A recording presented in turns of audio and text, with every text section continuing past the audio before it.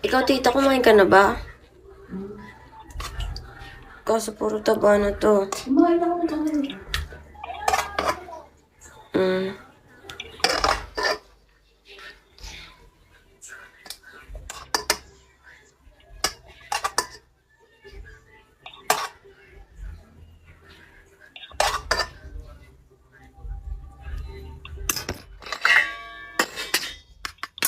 Guys, let's eat. LBC, ako LBC, yan mo ko ng ano. Nang Tulog.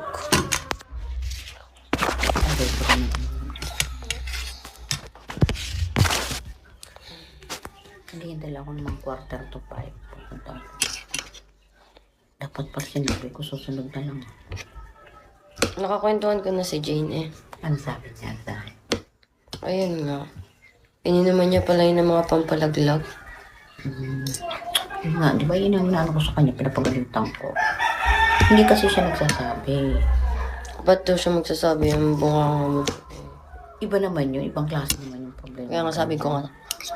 Sinasanay na tuloy. Ngunit takot lang din siya. Bagay bata pa kasi.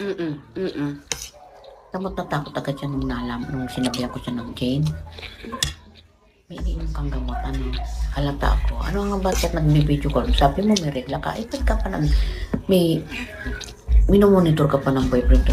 Tapos narinig ko, fight na to ka nun. Tapos sabi mo, tapos nakataas papa mo siguro. Nakausap mo siya ng ganyan? Oo, nung gabi yun, kaya inunahan na niya ako ng pagsumbong sa papa niya. Thank you, Tapos nung Nushkani. umalis siya nung umaga, Hi, Paul. Oh. nung umalis siya nung umaga, hindi na siya bumalik. Nagkwento na agad siya, nagsabi na agad siya sa mga magulang niya, kumbaga sa ano inunahan niya na ako. Akala niya, imamaragis ko. Ibig sabihin, kakausapin ko si Robby kasi sabi ko, Robby, nasaan si Jane? Nung gabi nung wala siya, di ba? Sabi sa iyo, ba't hindi ba nauwi? Sabi mo gano'n. Sabi secret. Kasi umalis siya eh, hindi siya umuwi. Hanapin mo ako nasaan, tanong mo. Sabi niya, alam ko na yun, may problema eh. Kaya, naku, alam ko na yung problema. Inunahan na yun ako ng pagsumbong. Oo nga. Kaya, yung sabi ni Robby na, Takot lang yun. natakot na, kasi bata pa nga. Mag-experience sa mga ganyan. Baka sabihan siya ng Kasi, ano. Hi, Rex.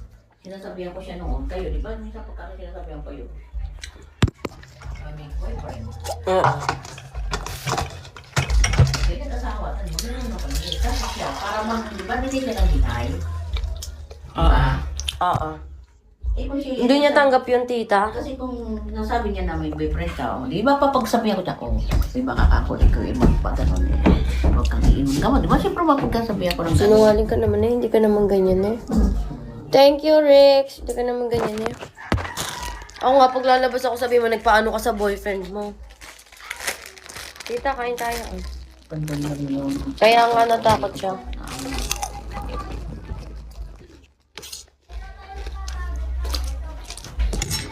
Guys, may ulam ako, pero chicharin yung inuulam ko. Ano? Alam mo na mo, ang mo pa yung Ang laki. Takot lang yun. Sabi ko, kamusta kayo ng boyfriend mo? Sila pa daw. Sabi nito, sabi niya, sabihan ko na, may mo ng gamot yan. Tanggapin mo, ginusto mo yan, di ba? Kasi Hindi naman ng gamot, no? Kasi nakakawa ang bata, hindi pwedeng di tuloy yun, hindi pwedeng, kasi alanganin ng panahon, ma. Saban siya. Hindi pa naman dilini, kung basta nasa tao na yun, hindi pwede. Mangyayari sa katawan niya, baka mamaya makakatawan mangyayari sa kanya, di ba? Ano yung dos? Hindi nga akong pera. Sige mo. Hindi nga ako nakabili ng sabon. Kuya mo yung bakul ko sa kama. Kahit 20, wala ako dyan.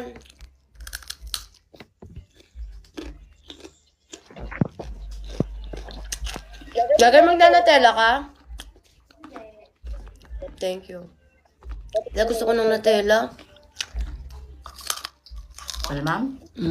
Oo lang punta dito si Lucian. Bakit? Ay, di ba, panalo kami. Kung kumuntuhan kami, di nang narinig na tinatawag pala siya ni Ate Ria.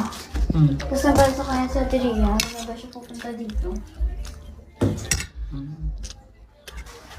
Ano babayin mo?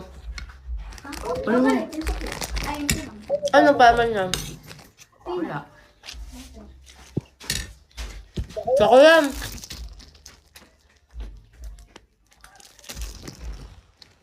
Si Joker, hi.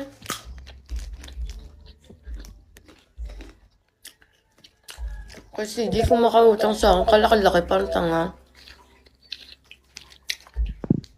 Gusto ganito.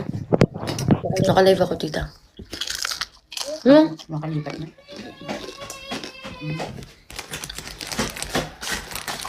May akong pera. Nasaan yung peanut gagay?